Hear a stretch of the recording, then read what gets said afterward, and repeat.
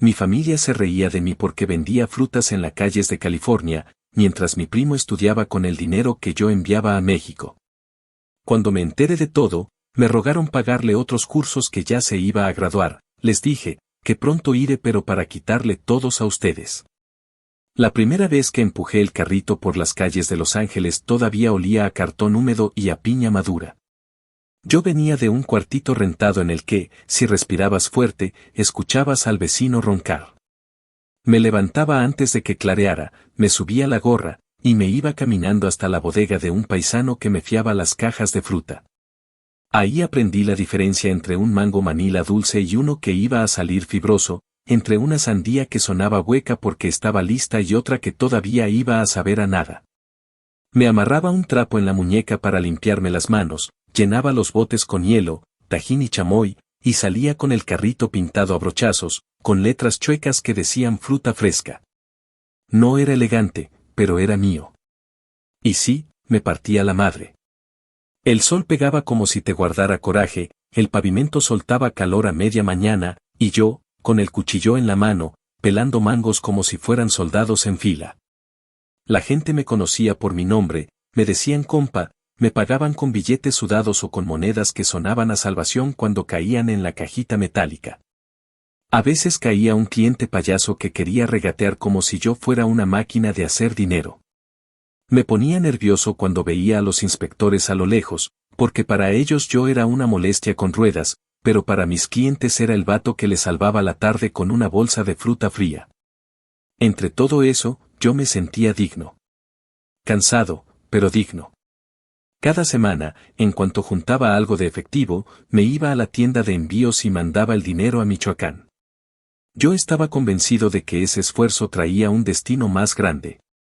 Mi mamá me llamaba con su voz de misa de domingo para decirme que mi primo seguía estudiando, que el muchacho era aplicado, que ya casi iba a terminar, que había que cubrir la inscripción, que un curso extra, que libros, que una práctica. Yo me tragaba el orgullo y soltaba la lana. Tú eres de buen corazón, me decía mi mamá, y yo, bien pendejo, creía que el corazón alcanza para todo. En casa me pintaban a mi primo como una promesa, el futuro licenciado de la familia, el que iba a poner el apellido en alto. Me decían que yo era el ejemplo de trabajo y el ejemplo de estudio, la combinación perfecta. Como si fuéramos un equipo, pero yo era el que iba descalzo y él el que jugaba con tacos nuevos. Y miren, no me quejo por deporte, a mí me nacía mandar, porque yo sabía lo que era tragarte la vergüenza y acostarte sin cenar. Por eso cuando sonaba la campanita del carrito y un niño me pedía una bolsa con pepino y mango con todo, yo me acordaba de los míos y pensaba que valía la pena. Mi familia, sin embargo, tenía el maldísimo vicio de burlarse. No en mi cara al principio, pero la burla viaja rápido en los grupos de la tía chismosa. Que si mira, ahí anda el frutero en el norte, que si con ese carrito nunca va a salir de pobre, que si al menos tu primo sí estudia, no como tú que andas en la calle como vendedor ambulante. Mi tía decía el estudio es la llave de todo, mijito, no esas porquerías de frutas y a mí me hervía la sangre, porque mis manos, con las que sostenía el cuchillo y las bolsas, estaban más curtidas que sus opiniones. Tenían una manera muy sucia de pedirte favores, primero te apachurraban el ego con palabras bonitas, eres la luz de esta familia, y luego te soltaban el gancho al hígado, necesitamos para el parcial, para el transporte. Para un examen extraordinario que le salió de sorpresa. Y yo, queriendo sentirme útil, caía. Remendaba mis tenis en lugar de comprar otros y mandaba lo poco que tenía. Me daba coraje ser ese güey que dice que no le duele y por dentro trae el pecho hecho nudo. Mientras tanto, mi vida en la ciudad se movía al ritmo del hielo derritiéndose. Aprendí cuáles esquinas daban buena venta los fines de semana, a qué horas salían las señoras del mercado con antojo de algo fresco, qué parques se llenaban de familias que compraban bolsas para compartir. Me volví un reloj humano, amanecer, bodega, cuchillo, hielera, calle, risas, insultos sueltos, calor, dolor de espalda, mandar dinero, repetir. Había días en los que la caja quedaba casi vacía y otros en los que sentías que la suerte por fin se acordó de ti. Una vez un policía me mandó a mover porque estorbaba la banqueta, y me fui, mentando madres bajito, con esa mezcla de humillación y coraje pegada en la garganta. Aún así, regresé al día siguiente, porque de eso se trata la vida del que trabaja en la calle, de tragar polvo y seguir. Lo que me mantenía de pie era la idea de que mi esfuerzo tenía un fin. Me imaginaba a mi primo terminando la carrera, a mi madre colgando en la pared un papel con su nombre, a la familia por fin cerrando la boca. En mi cabeza, esa escena me ayudaba a cargar el carrito cuando las llantas se atoraban en una grieta. Cuando me alcanzaba para darme un gusto, compraba pan dulce y lo comía en el bordecito de la banqueta, con el uniforme de fruta pegado al cuerpo. A veces hablaba por teléfono y escuchaba a la familia celebrando exámenes, ya casi, ya mero, nada más falta esto, y yo sentía un alivio tonto, como cuando por fin entra aire en un cuarto encerrado. Me decía a mí mismo, aguanta, cabrón, ya viene lo bueno. La verdad me reventó de la forma más corriente. Un paisano que viajaba y venía de regreso del pueblo me soltó, así como si me estuviera diciendo el clima, que mi primo no estaba en la escuela desde hacía rato. Que lo habían visto en fiestas, estrenando celulares, presumiendo ropa, subiendo fotos con botellas, y que cada que alguien preguntaba por la universidad, él se reía y decía que todo estaba bajo control. Ese bajo control me tronó en la cabeza como cohete. Me quedé mudo, con el cuchillo a media naranja, sintiendo que el piso se inclinaba. Luego vino la parte más asquerosa, mi mamá me marcó diciendo que mi tía necesitaba apoyo urgente para un curso extra, el último, porque el chamaco ya casi se gradúa. Esa frase, ya casi, me sonó a burla del destino. Tragué saliva, apreté los dientes y escuché detrás risitas como si supieran que me tenían agarrado. Yo respondí con la voz más plana que pude, pero por dentro estaba ardiendo. No era el dinero, era la confianza hecha trizas, era la sensación de que me habían visto la cara durante años y habían hecho fila para turnarse. Esa noche no dormí. Me acosté en el colchón y miré el techo como si ahí estuviera la respuesta. Pasé revista a todo, la primera bolsa de fruta que vendí, la primera vez que mandé dinero, la vez que me quedé sin comer para cubrir una inscripción que ahora ya sabía que no existió. Pensé en cada burlita disfrazada de cariño, en cada abrazo con la mano extendida por detrás. Me dio una mezcla de tristeza y rabia que no sabía por dónde sacar. Me levanté antes del amanecer, herví café barato, y me lo tomé amargo, sin pan, como se toman las decisiones que te van a cambiar la vida. Y ahí, con el primer pajarito cantando y la ciudad todavía a medio despertar, me dije a mí mismo, bajito, para que me escuchara el futuro, ya estuvo. Cuando por fin llamé a mi mamá, lo hice sin temblor en la voz. Le dije que se acabó el apoyo, que no iba a mandar ni un centavo más, que se pusieran a trabajar como lo he hecho yo, que dejaran de venderme cuentos. Me contestó primero con el tono herido de siempre, que como podía ser tan frío, que la familia, que la sangre, que tu primo necesita ese último empujón. Yo respiré hondo, escuché a mi tía meterse a la conversación por detrás, toda indignada, diciendo cómo te atreves después de todo lo que te hemos dado, y ahí me ganó la risa, una risa fea, cansada, que salió con filo. Lo que me han dado, pensé. Lo que me han quitado, más bien. Tú, tía, diciendo que mi trabajo es una porquería, y yo aquí quebrándome el lomo para que el niño bonito haga finta de estudiar. No lo dije así, porque mi mamá no tenía la culpa de la lengua larga de su hermana, pero el mensaje fue claro. Terminé la llamada con una frase que todavía me arde en la lengua por lo sabrosa que se sintió. Les dije, sin gritos, sin teatro, como quien avisa que va a cerrar la tienda, que un día iba a volver, y no para darles más, sino para quitarles todo lo que creen que les pertenece. No estaba hablando de violencia, ni de pleitos de borrachos en la plaza, estaba hablando de lo único que de verdad duele en una familia que jamás te respetó, el poder de decidir. Les quité el cajero automático que tenían conmigo, les quité la ilusión de manipularme, les quité el derecho a opinar sobre mi trabajo mientras le chupaban la sangre a mi cartera. Colgué con las manos temblando, sí, pero también con una calma que no conocía. Afuera, el sol ya empezaba a rebotar en el metal del carrito. Lo miré como se mira a un viejo camarada. Me amarré la gorra, levanté la hielera, y salí a la calle con una sola idea clara: la venganza no iba a ser un desmadre de un día, iba a ser un plan. Y yo, el frutero pendejo según ellos, sé hacer planes cuando el hambre aprieta. Actualización 1. Pasaron 2 años desde aquella llamada en la que me juré no mandarles un centavo más. El tiempo en Los Ángeles me curtió más de lo que yo mismo me daba cuenta, y aunque el ritmo de la vida era igual de pesado, había algo distinto en mí. Ya no sentía esa soga invisible que me jalaba hacia atrás cada que pensaba en el dinero. Dejé de caminar con el peso de la obligación colgado en la espalda y comencé a sentir que, por primera vez desde que crucé la frontera, todo lo que ganaba era realmente mío. Y no porque me sobrara, porque la verdad es que no sobraba nada.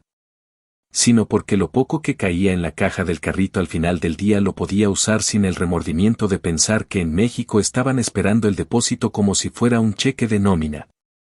La libertad, aunque viniera disfrazada de madrugones y callos en las manos, me sabía dulce, más dulce que el mango más jugoso que vendiera en la esquina.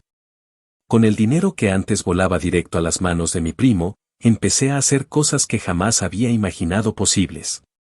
La primera fue darme el lujo de cambiar los tenis rotos que llevaba arrastrando por años. No eran de marca, ni falta hacía, pero sentir la suela firme bajo mis pies y no ese cartón húmedo que ya se doblaba a cada paso, me dio una seguridad que no había sentido en mucho tiempo. Después me permití algo todavía más grande: ahorrar. No era mucho, apenas un par de billetes que guardaba en un frasco de café escondido bajo el colchón, pero cada vez que abría la tapa y contaba, me invadía una sensación de orgullo que no me entraba en el pecho. Era dinero que no se iba a perder en fiestas o en mentiras, era dinero mío, nacido de mis manos y guardado para mi futuro. La rutina no cambió de golpe, seguía empujando el carrito por las calles calientes y seguía cortando fruta hasta que los dedos se me entumían, pero mi mente empezó a mirar más allá de la banqueta. Observaba a los clientes, escuchaba sus comentarios, y me di cuenta de que lo que yo vendía no era solo fruta, era un respiro en medio del caos. El trabajador cansado que paraba por una bolsa de pepino con chile, la señora que pedía fresas con crema para sus hijos, el viejo que se sentaba en la banca con una bolsa de sandía helada. Todos ellos buscaban algo más que alimento. Buscaban un momento. Y yo estaba ahí para dárselo.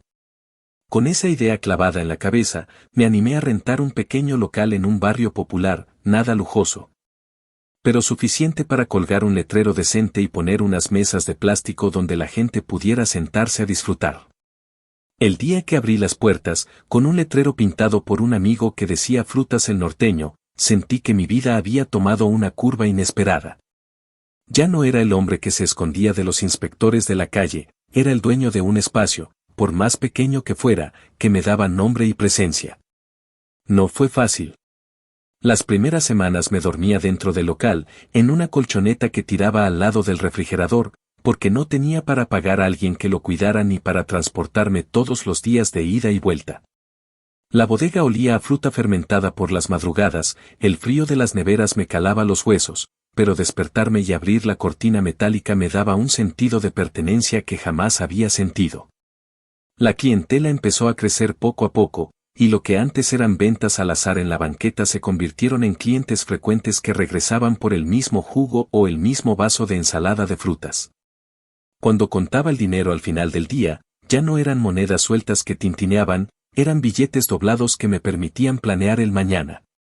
Mientras yo trabajaba y levantaba algo con mis propias manos, las noticias de México llegaban como susurros en las llamadas con conocidos o en las redes sociales que revisaba a escondidas, porque aunque no quería saber, siempre terminaba enterándome. Mi primo, aquel que había sido la esperanza de la familia, ya no estaba en ninguna universidad. Lo habían visto paseándose con ropa cara, estrenando celulares y gastando como si tuviera un empleo de lujo, cuando en realidad lo único que hacía era vivir de lo que yo le había mandado durante años. Supe que había reprobado materias desde el inicio y que nunca recuperó el camino, que los cursos extras de los que me hablaban eran puro cuento para sacarme más dinero. Y lo peor no fue enterarme de que me habían engañado, sino darme cuenta de que mientras yo me partía el lomo bajo el sol californiano, ellos se reían de mi trabajo y de mi ingenuidad. Las burlas, que antes eran indirectas, se habían vuelto descaradas. Decían que yo era el tonto que se creía empresario por vender fruta, que nunca iba a dejar de ser el frutero del norte. Me hervía la sangre, pero no respondía. Aprendí a callar y a convertir cada insulto en gasolina para seguir empujando. El salto que di al pasar de un carrito a un local me cambió más de lo que imaginaba. Aprendí de proveedores, de permisos, de números básicos que jamás pensé entender. Descubrí que había clientes que buscaban jugos naturales para llevar a la oficina, otros que pedían fruta picada para fiestas y que si me organizaba, podía multiplicar las ventas sin desgastarme como antes. Y aunque todo era lento, cada pequeño avance se sentía como un triunfo personal. A veces me quedaba hasta la madrugada limpiando, con música bajita y el eco de mis pasos en el local vacío, pensando en lo irónico que era todo. Yo, el frutero pendejo según ellos, estaba construyendo algo real, mientras el supuesto licenciado vivía de prestado, dependiendo de la lástima de quienes alguna vez le creímos. En esos 2 años de silencio con la familia, pasé de sentirme un hijo abandonado a convertirme en alguien que ya no necesitaba la aprobación de nadie. El resentimiento no se me quitaba, claro, porque no se borra tan fácil el recuerdo de que se aprovecharon de ti, pero la rabia se fue transformando en otra cosa. Cada día me repetía que mi venganza no sería con gritos ni con pleitos, sino con resultados. Ellos me llamaban frutero como insulto, y yo estaba dispuesto a convertir esa palabra en el título que me definiera, pero con orgullo. Porque si ser frutero significaba levantarme antes que todos, trabajar hasta el cansancio y, aún así, crecer poco a poco, entonces yo iba a ser el mejor frutero que hubieran visto. Y mientras tanto, cada mango que cortaba, cada bolsa que entregaba, llevaba escondida una promesa que no dejaba de repetirme: esto apenas empieza. Actualización 2. Pasó un año largo y terco desde que abrí el local y dejé de ser el fantasma que huía de los inspectores. El salto de la banqueta a las llaves de una cortina metálica me cambió la espalda y también la cabeza. Me levantaba todavía de madrugada, pero ya no salía a adivinar si el día iba a ser bueno o malo, salía a trabajarlo. Conocía el ritmo de la calle, el olor de las cajas cuando la fruta venía buena, la cara de los clientes cuando probaban algo por primera vez y se les iluminaba la tarde. Empecé a notar detalles que antes se me iban entre el cansancio y el miedo: qué tanto hielo aguanta un vaso para que no se diluya el jugo, cuánto limón necesita el pepino para que el chile no lo opaque. Cuando conviene hacer una mezcla de melón con piña para que el dulzor se acomode. Yo sé que suena a obsesión, pero así es como se arma un lugar, a punta de fijarte en lo que otros ignoran. Y sí, menté madres muchas veces, porque la nevera se me descompuso en la peor semana del verano y todo olía a fruta vencida y a dinero que se va por el desagüe, pero aprendí a no entrar en pánico. Llamé a un paisano que le sabe a los fierros, le invité una bolsa de sandía helada, me cobró justo y me dio un consejo que traigo tatuado: si quieres que esto dure, no te creas Salvador, arma un equipo. Con ese consejo me animé a reconocer que yo solo no iba a poder con todo. La primera en llegar fue una señora que cocinaba como si acunara a los ingredientes, sus manos parecían tener memoria. Le expliqué con nervio cómo me gustaba que quedaran las ensaladas, ella me escuchó, me dijo que así se iba a hacer, y desde el primer día dejó todo mejor de lo que yo imaginaba. Después entró un muchacho flaco y rápido, con ojos de perro listo, que terminó siendo el que despachaba con una sonrisa que derretía el hartazgo de la gente. Los entrené a mi modo, sin discursos, con el cuerpo, les mostré cómo elegir la fruta sin miedo a equivocarse, cómo limpiar como si nos fueran a comer del piso, cómo hablarle a quien llega sin tratarlo como si nos hiciera el favor. Hubo regaños, claro, porque a veces las prisas se comen los detalles, pero el ambiente en el local se fue llenando de una cosa rara que a mí me sabía a orgullo.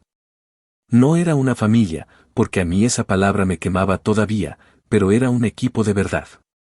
La clientela empezó a fidelizarse de una forma que me sacaba lágrimas a escondidas. Llegaba la señora de la oficina con su termo en la mano y me pedía el mismo jugo verde con pepino y piña que decía que la ponía de buenas. Caía la abuela con sus nietos después de la escuela y nos encargaba bolsas de fruta con chile, y el más pequeño, que decía que el mango estaba más bueno que un premio, me hacía reír con ganas. Los domingos se llenaba la vereda de familias que compraban charolas para llevar a la casa y rematar el día viendo la tele. Un día se acercó un entrenador de un equipo de chamacos y me pidió frutas para después de los partidos. Me habló con ese tono de quien no quiere pagar caro, pero yo le ofrecí un trato decente. Que no me regateara y yo le iba a cumplir puntual, con la fruta fría y cortada parejita. Cumplí, y él cumplió, y sin darnos cuenta ya tenía yo un cliente fijo que me obligaba a organizarme como nunca. Mientras el negocio agarraba forma, las noticias del otro lado del río me llegaban como bofetadas que yo ya no lloraba. Me contaron que mi primo, el supuesto licenciado, había tronado la carrera desde hace tiempo y que la fiesta se le había hecho costumbre. Que se aparecía en bares con ropa nueva y presumía celulares como si los árboles del pueblo dieran billetes. Que, cuando alguien le preguntaba por la escuela, respondía con esa risita que yo conozco y decía que todo estaba en proceso. Me ardía el estómago, no por el chisme, sino por el recuerdo de todas las noches en las que me fui a la cama con hambre para completar sus últimos cursos. Yo ya no mandaba nada, ni para saludos, y aún así llegaban los recados con la misma cantaleta de siempre, que estoy muy cambiada, que te olvidaste de los tuyos, que un último empujón para que el muchacho salga. Respondía con una seca, que trabajen. La voz se me endureció sin pedir permiso. Y qué bueno, porque la compasión sin límites me había hecho pendejo demasiados años. El primer local quedó chico más rápido de lo que imaginaba. No porque estuviera lleno todo el tiempo, sino porque empecé a pensar en grande a fuerza de cumplir. Había un barrio a unas cuantas cuadras con una plaza donde pegaba el sol sin misericordia y la gente caminaba buscando sombra y algo frío para llevar. La primera vez que fui a mirar, me quedé parado a un lado de la banqueta, contando mentalmente cuántos se detenían en los puestos de comida y cuántos se iban con la boca seca. Regresé al local y me pasé toda la noche con un cuaderno, haciendo cuentas con el lápiz mordido, calculando cuánta fruta extra necesitaría, cuántas manos más, cuánto podía resistir si el arranque salía flojo. No tenía capital de sobra, pero sí tenía reputación, y a veces eso vale más que cualquier papel timbrado. Fui con el dueño de un local chiquito en esa plaza, un señor que olía a tabaco y a pasado, y le hablé con respeto y con verdad. Quiero montar una frutería como la de allá, no vengo a improvisar. No voy a dejarle el lugar vacío, necesito una renta que me dé chance de levantar. Me miró como los viejos miran a los tercos y soltó que él no creía en milagros. Le respondí que yo tampoco, que yo creía en levantarse temprano. Ese día me las arreglé para salir con un contrato que me apretaba pero no me ahogaba, y con una promesa que me quemaba la lengua: si me cumple, le cumplo. Abrir el segundo local fue como volver a empezar, con el añadido de que ahora tenía que partirme en dos sin dejar caer el primero. La solución me obligó a soltar el miedo a delegar.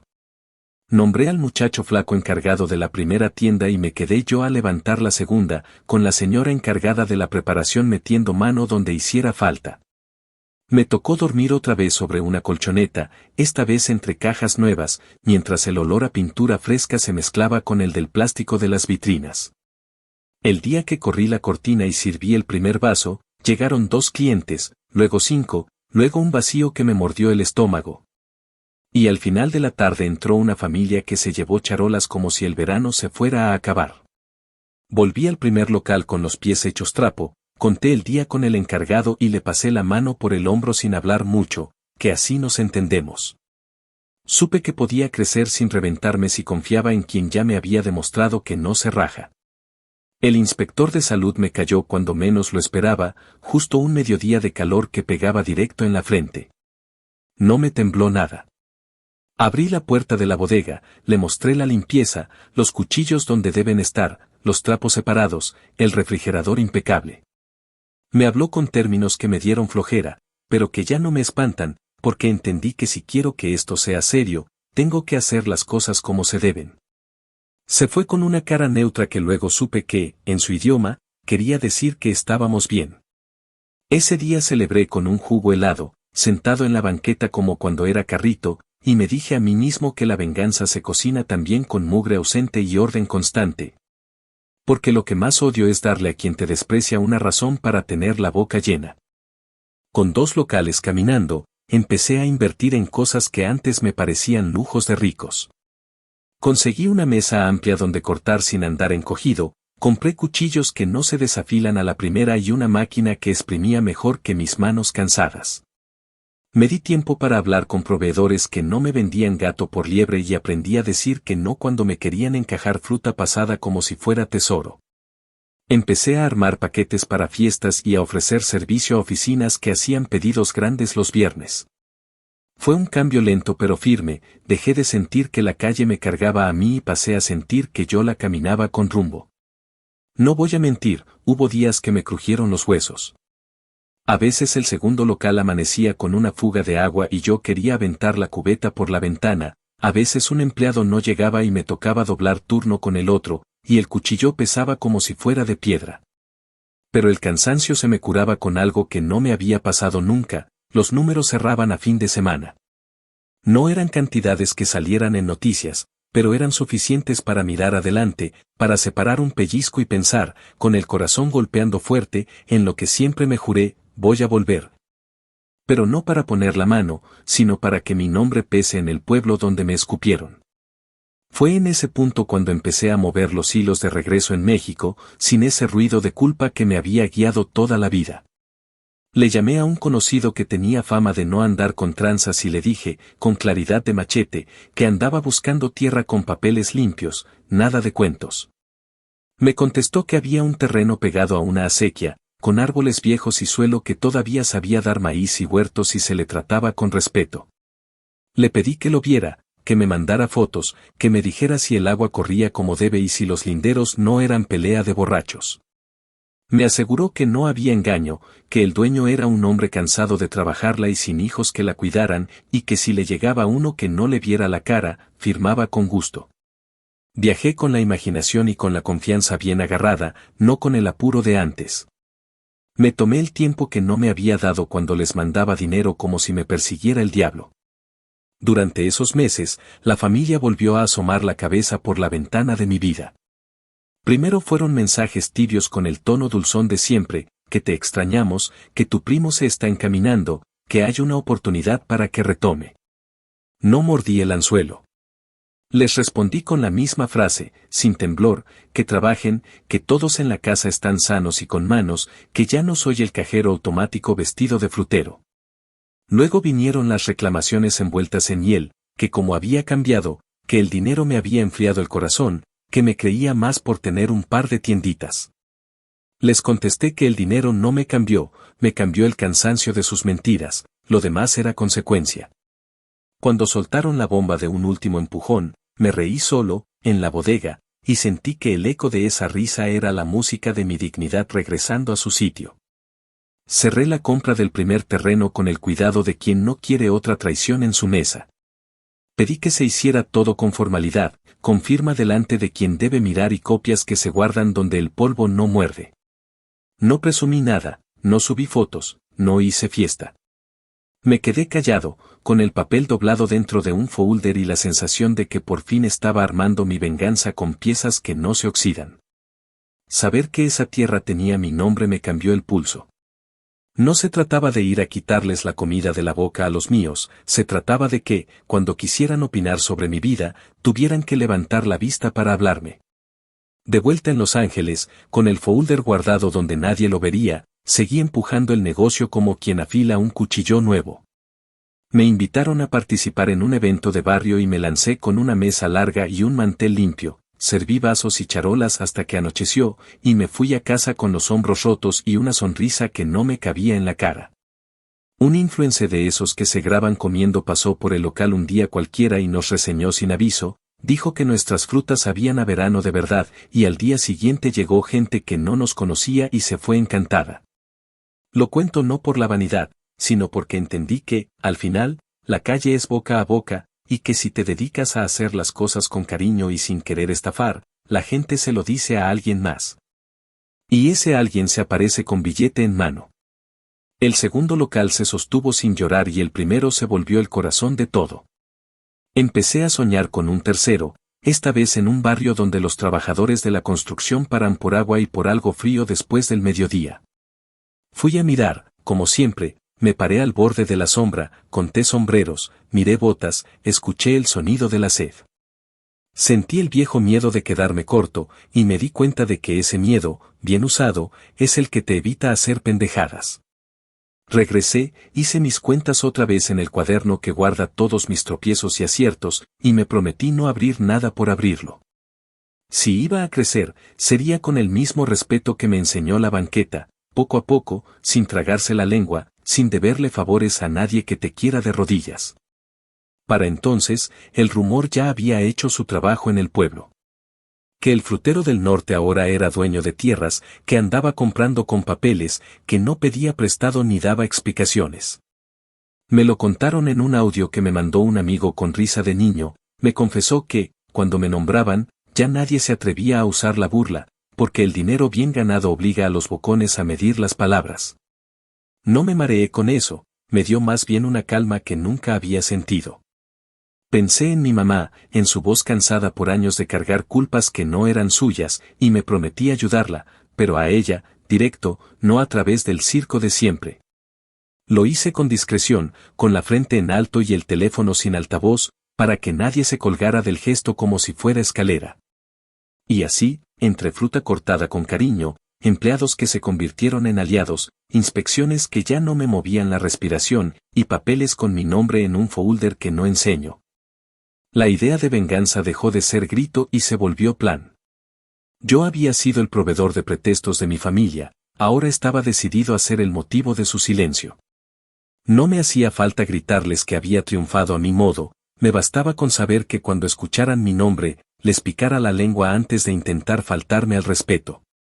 Porque la fruta no solo te enseña a reconocer lo maduro, también te enseña a identificar lo podrido, y desde entonces yo ya no compro promesas que huelen mal. Actualización 3. Había pasado ya otro par de años desde que logré mantener en pie los dos locales y desde que guardé en un folder, lejos del ruido, los papeles de la primera tierra a mi nombre en el pueblo.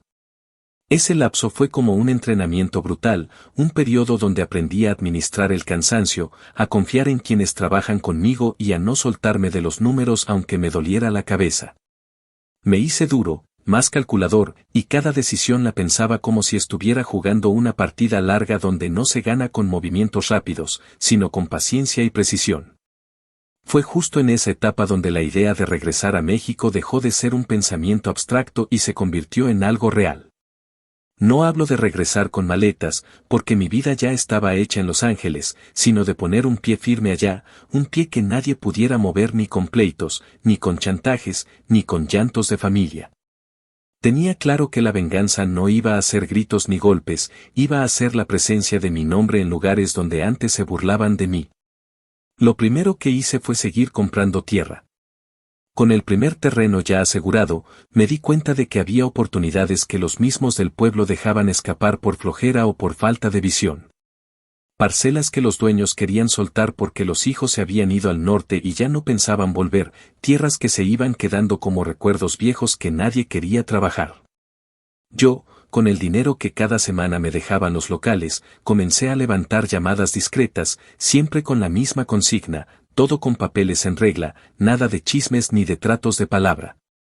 No me importaba que los precios fueran un poco más altos, lo que quería era seguridad, que el día de mañana nadie pudiera meter mano y decir que yo me estaba quedando con lo que no era mío.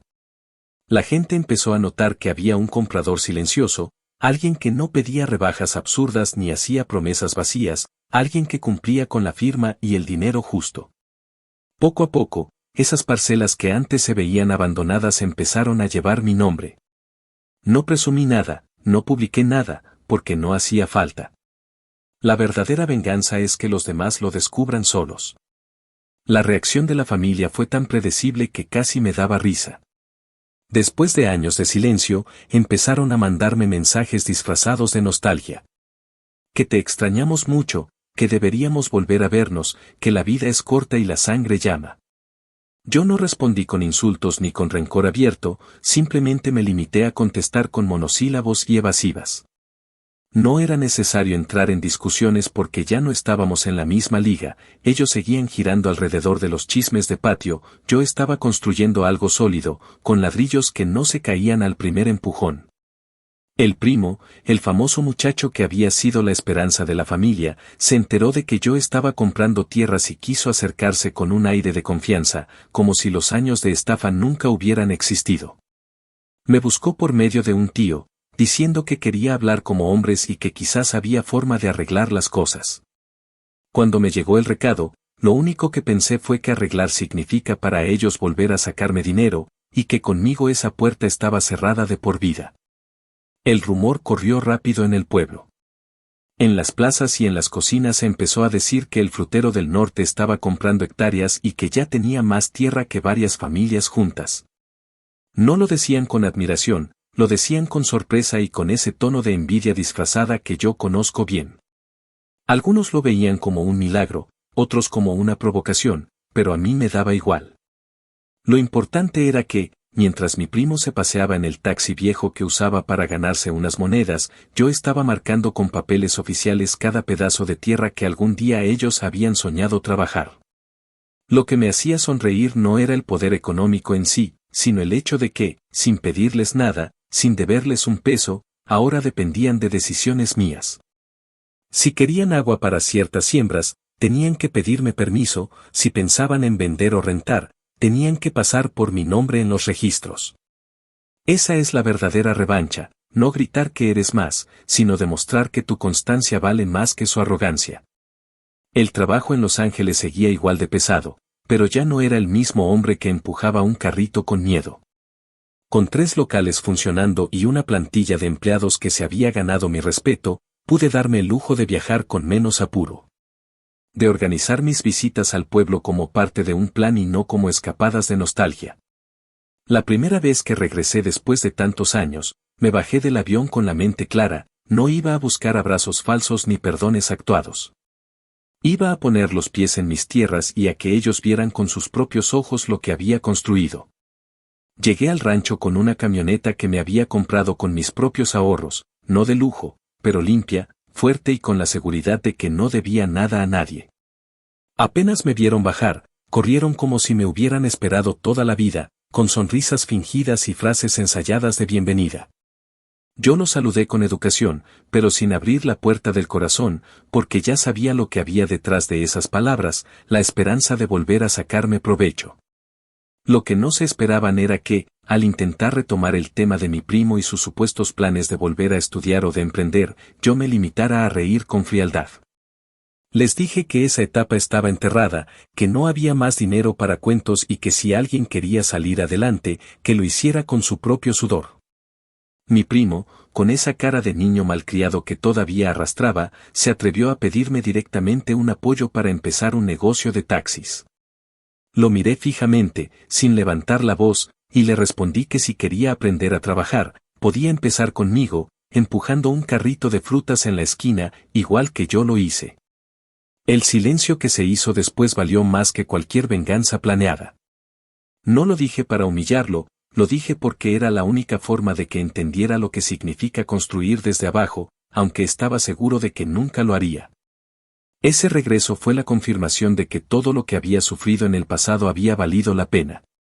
Ver sus caras, escuchar cómo el tono de burla se había transformado en una mezcla de envidia y necesidad, sentir cómo cada palabra mía pesaba más que sus lamentos, me dio una calma que nunca había conocido. No necesitaba insultarlos ni levantar la voz, mi vida era el testimonio de que se habían equivocado.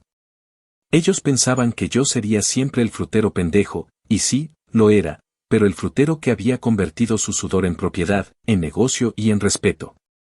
Mientras tanto, mi primo, el licenciado que nunca fue, se quedaba con un volante de taxi en la mano y con la vergüenza de haber malgastado los años en fiestas y excusas. Regresé a Los Ángeles con la frente en alto y con más ganas que nunca de seguir creciendo. Sabía que cada terreno que comprara, cada local que abriera, iba a ser un recordatorio silencioso para mi familia de que la venganza se construye sin necesidad de gritarla. La próxima vez que volviera, no lo haría para escuchar súplicas ni disculpas vacías, lo haría para seguir ampliando la sombra de mi nombre. Para que cada metro cuadrado de tierra y cada cliente satisfecho fueran la respuesta a todas las burlas que alguna vez me lanzaron. Porque entendí que la mejor venganza no es destruir al otro, sino obligarlo a vivir bajo la evidencia de que aquel al que despreciaron ahora está por encima, no con insultos, sino con hechos que no pueden negar. Actualización 4. Pasó otro año entero desde aquella visita al pueblo en la que miré a mi primo de frente y le solté, sin rodeos, que si quería aprender a trabajar podía empezar con un carrito como el que yo empujé bajo el sol. Ese año fue una mezcla de rutina afilada y decisiones que pesaban. En Los Ángeles me propuse blindar el negocio para que caminara sin que yo tuviera que estar con el cuchillo en la mano todo el día. Y en México me dediqué a ponerle cerraduras legales a todo lo que ya llevaba mi nombre. En la ciudad, antes del amanecer, me paraba en el local central que convertí en una especie de corazón del resto. Ahí instalé una cámara de refrigeración de segunda mano que un restaurantero cansado me dejó a buen precio. Y la hice funcionar a golpes de paciencia y con un paisano que sabe de electricidad tan bien como de chistes malos. La idea era simple y a la vez jodidamente ambiciosa. Cortar y enfriar desde un solo punto para que cada tienda recibiera fruta como si acabara de salir del cuchillo, con bolsas ya medidas y charolas armadas, para que el equipo en los puntos de venta no se quemara en horas pico y para que yo pudiera pensar en lo que venía sin vivir apagando fuegos todo el día. Afuera, los empleados nuevos aprendían a hablar con el cliente sin servilismo y sin soberbia, esa línea delgadita que hace que alguien regrese o que se vaya a otro lado. Y yo me sorprendía a mí mismo diciéndoles que esto no era vender fruta a lo bruto, que esto era vender alivio frío en un vaso, que si se equivocaban pidieran perdón con la cabeza en alto y que si alguien llegaba de malas, pues ni modo, le tocaba a cada uno aguantar tantito sin tragarse la dignidad. Mientras esa base se afianzaba, me pasé noches enteras al teléfono con el notario del pueblo y con un conocido que no le tiembla la mano para decir esto no conviene cuando huele a trampa. Revisamos linderos. Pedimos copias certificadas, nos aseguramos de que los viejos recibos de agua coincidieran con los planos, y donde había dudas pedí que se midiera otra vez, lenta. Con paciencia de hombre que está dispuesto a pagar por no tener pesadillas después. Me ofertaron una parcela pequeña junto a la acequia principal, un pedazo de tierra que muchos pasaban por alto porque se encharcaba en tiempos de lluvia y olía a hojas podridas, pero yo vi otra cosa. Vi la llave de paso de media zona, el sitio donde el agua se divide en caños delgados que terminan alimentando riegos que la gente da por sentados. No quise hacerme el listo ni avaricioso. Por eso cuando cerré la compra lo primero fue asegurar que el paso de agua quedara en regla, con actas y turnos como Dios manda, para que nadie dijera luego que yo me robé nada, y de paso marqué, con estacas y respeto, por donde debía pasar la gente sin pisar lo mío ni yo estorbar lo de nadie. Fue una jugada limpia y con la frente alta, y aún así sabía que a más de uno se le iba a atragantar que el frutero del norte ahora tuviera voz cuando se hablaba de riego. Con ese papel ya en el folder, regresé al pueblo con menos nervio que la vez anterior y con una calma que a mí mismo me sorprendía. Manejar por la calle principal, ver a los mismos de siempre sentados a la sombra, escuchar el rumor de los chismes que te alcanzan aunque no quieras, todo eso me recorrió el cuerpo como una corriente que ya no me quemaba. Me bajé de la camioneta con ropa limpia y cómoda, sin cadenas colgando ni posturas de payaso, y me fui directo a las tierras, porque yo no vine a posar para la plaza, vine a pararme donde mi nombre pesa. Cuando llegué al terreno de la acequia, había un par de primos lejanos recargados en la cerca como si fueran capataces del siglo pasado, me saludaron con esa sonrisa que pretende ser agria y dulce al mismo tiempo. Y uno soltó la clásica jalada de qué milagro, pensé que ya te habías olvidado de tus raíces. Les respondí con el mismo filo que uso para partir sandías, que yo no me olvido de nada, que lo que pasa es que aquí las raíces se confunden con enredaderas que asfixian y que yo vengo a podar lo que estorba. Les expliqué, sin grito, que esa parcela ya no era patio de nadie y que el paso del agua seguía su turno como siempre, pero que si querían cruzar, cruzaran por donde está marcado, y si pensaban dejar chatarra o trastos, que los recogieran ahora mismo porque yo no vengo a recoger mierda ajena.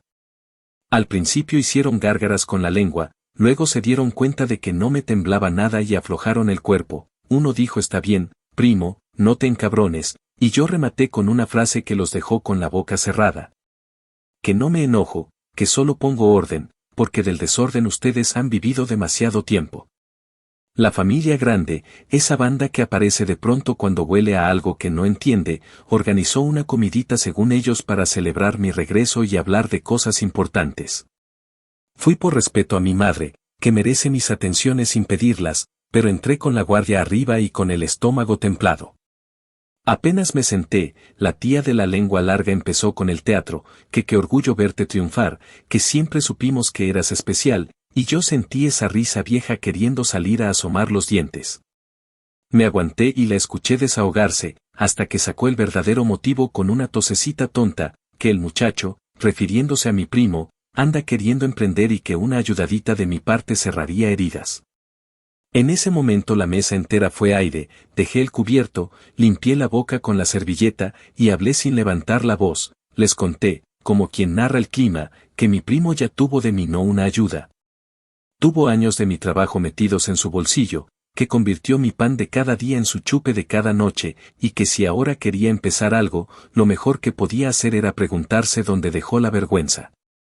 Les repetí, con la paciencia de un profesor que no se rinde pero ya está cansado, que si el muchacho quiere entender de negocio yo tengo espacio para un vendedor, con carrito, gorra y cuchillo. Y que aprendería algo más útil que cualquier cuento de universidad que nunca pisó de verdad. La tía se hizo la ofendida, mi madre me miró con ese dolor callado que a mí me abre heridas, y pedí disculpas por el tono, no por el fondo. Comimos con ese silencio que pesa, y cuando me fui, lo hice sin voltear, con la sombra de la camioneta acompañándome como un perro fiel. Antes de regresar a Los Ángeles, pasé por la presidencia municipal con mis papeles en una carpeta tiesa, pagué lo que se debe pagar, pedí que se actualizaran los recibos con mi nombre y, lo más importante, busqué al ingeniero del agua para que me explicara, con palabras de gente, cómo quedaban los turnos y las llaves, no quería sorpresas, ni abusos, ni malentendidos. Me atendió con esa mezcla de formalidad y curiosidad que me han tenido desde que dejé de ser el chavo que mandaba remesas, me explicó despacio, me mostró dónde firmar, y yo, en esa oficina con ventilador cansado. Sentí que por fin todo encajaba, que mi venganza no iba a ser grito sino trámite, no iba a ser empujón sino papel timbrado y respeto ganado a billetazos limpios. Salí de ahí y me fui al mercado, compré pan para mi madre, flores para que le alegraran el altar y me senté un rato en la plaza a mirar cómo el pueblo sigue igual aunque uno cambie. Con los mismos perros acostados a la sombra y los mismos viejos jugando con la paciencia del tiempo. Al volver a la ciudad, traía una claridad nueva, como si me hubieran cambiado los lentes y ahora todo se viera con contornos más filosos. Me dediqué a profesionalizar lo que ya veníamos haciendo, a dejar de ser un improvisado con suerte para convertirme en un empresario con barrio en las manos. Metí a un contador recomendado por un amigo que me juró por su madre que no es rata, y le pedí que me hablara claro, que me dijera cuánto pagar y cómo llevar la nómina sin trampas, porque no quiero construir sobre un piso chueco. Empecé a dar cursos semanales a los nuevos, no de discursos chafas de motivación, sino de cosas que importan, como no desperdiciar fruta, como acomodar el mostrador para que se venda más. Como entender al cliente que llega apurado y al que llega queriendo platicar.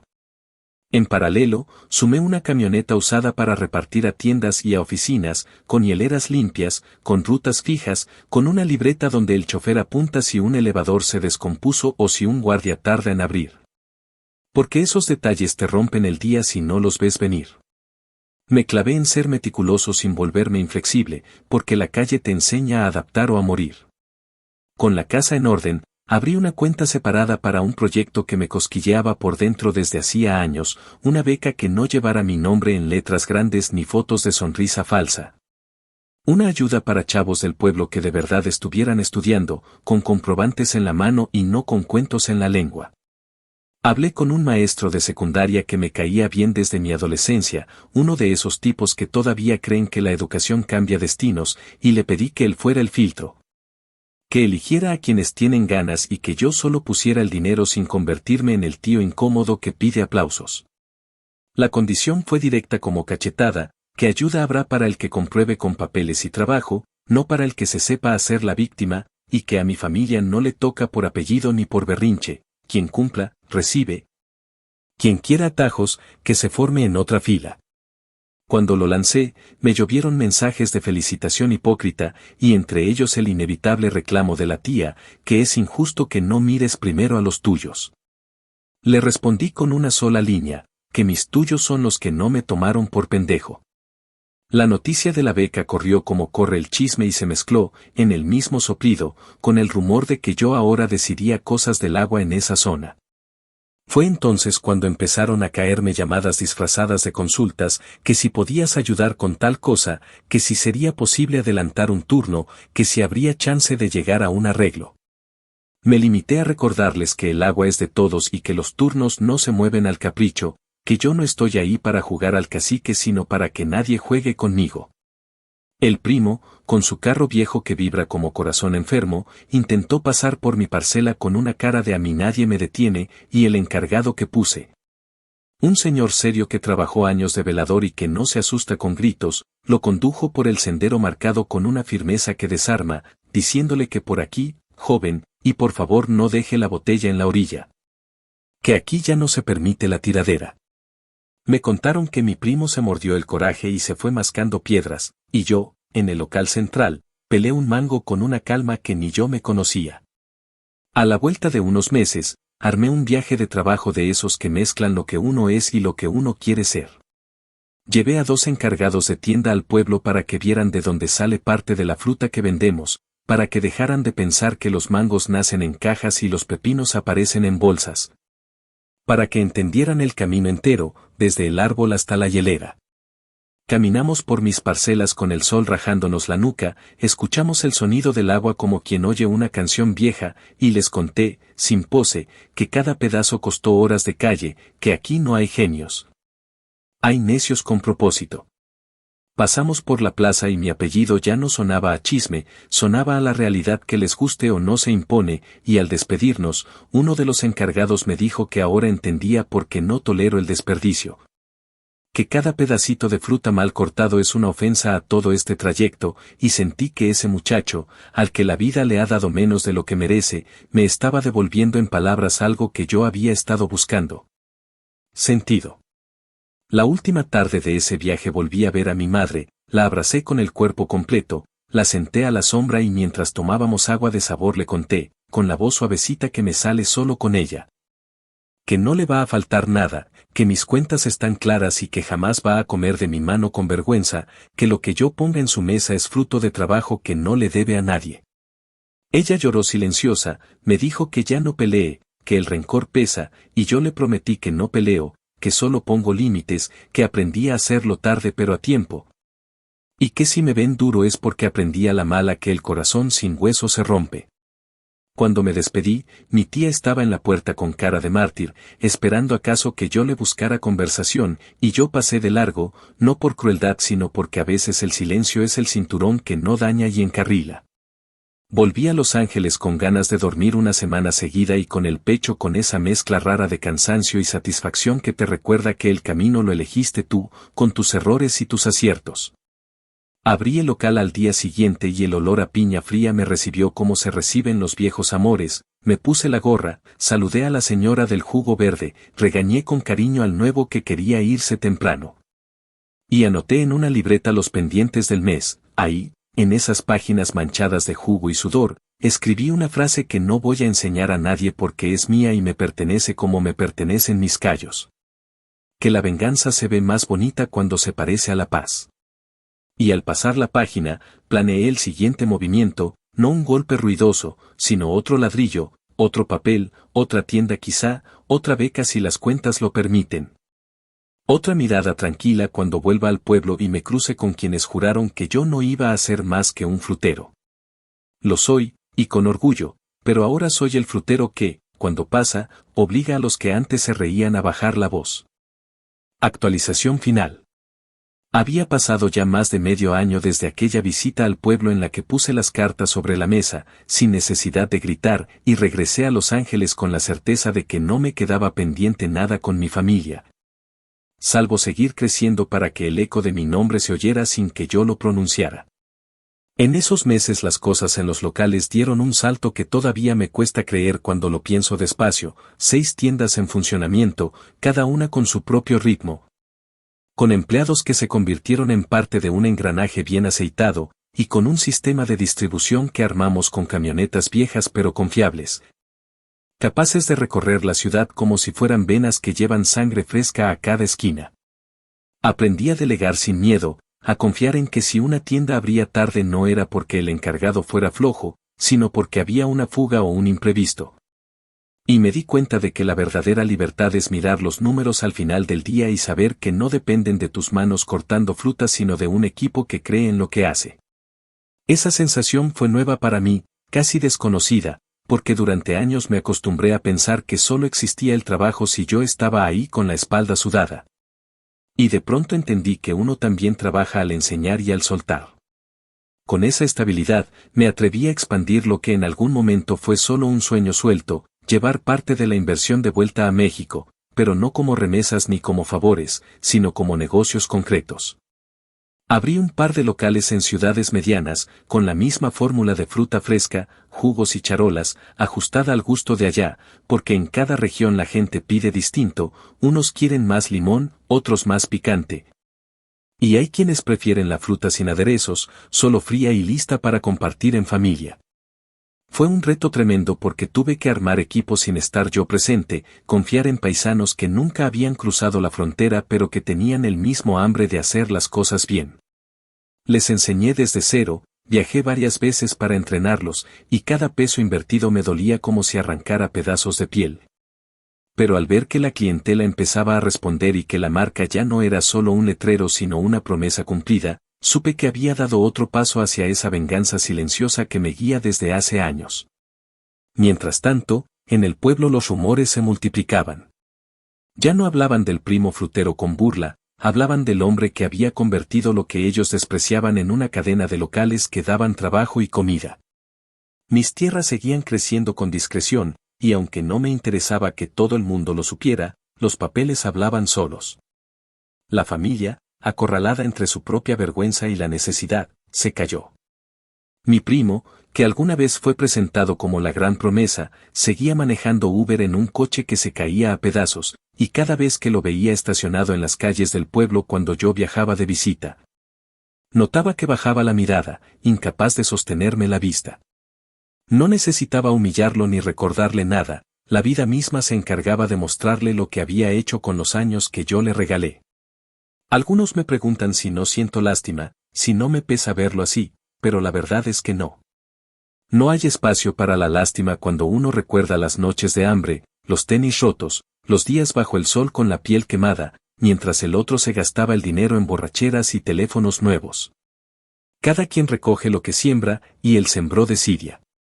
Una vez más, mi madre fue la única que se mantuvo en pie con la frente limpia. A ella nunca le negué nada, y cada vez que regreso me aseguro de que no falte comida en su mesa, de que su casa se mantenga arreglada y de que sepa que su hijo, el que todos miraban como un fracasado, la cuida de una forma que no depende de favores. Ella todavía me pide que no guarde rencor, que perdone, que no me endurezca de más, pero yo le explico con calma que ya no es rencor, que lo que tengo es memoria.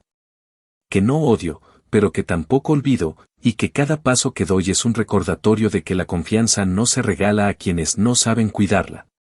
Ella suspira, me abraza, y yo me dejo arrullar por esa voz que siempre fue mi refugio, aunque alrededor de ella se moviera una familia llena de abusos. Con el tiempo, mi nombre dejó de ser motivo de chisme y empezó a ser un referente. En el pueblo, cuando alguien habla de tierras o de negocios, mencionan lo que estoy haciendo como ejemplo, y aunque sé que algunos lo dicen con dientes apretados, no hay nada que puedan hacer. Mis papeles están en regla, mis cuentas claras, mis empleados contentos. Eso es lo que me da tranquilidad, que mi venganza no es un golpe sucio ni una trampa, es la consecuencia lógica de años de aguante y de necedad. La gente que antes me llamaba frutero como insulto ahora lo hace con respeto, porque entienden que esa palabra no me quema, me define, pero bajo mis términos. Hoy vivo con la certeza de que cumplí lo que prometí aquella noche amarga en la que les dije que un día regresaría, pero no para darles más, sino para quitarles todo lo que creían suyo.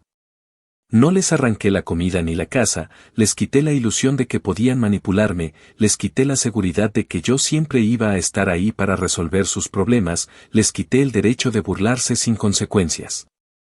Les quité, en pocas palabras, el poder que tenían sobre mí. Ahora cuando me ven llegar, no saben si saludar con sonrisas fingidas o quedarse callados, porque entienden que ya no hay moneda de cambio, que conmigo se acabó la época de los favores gratis. Yo, en cambio, camino tranquilo, sin necesidad de demostrar nada, porque todo está a la vista, los locales, las tierras, la gente que trabaja conmigo, la dignidad recuperada.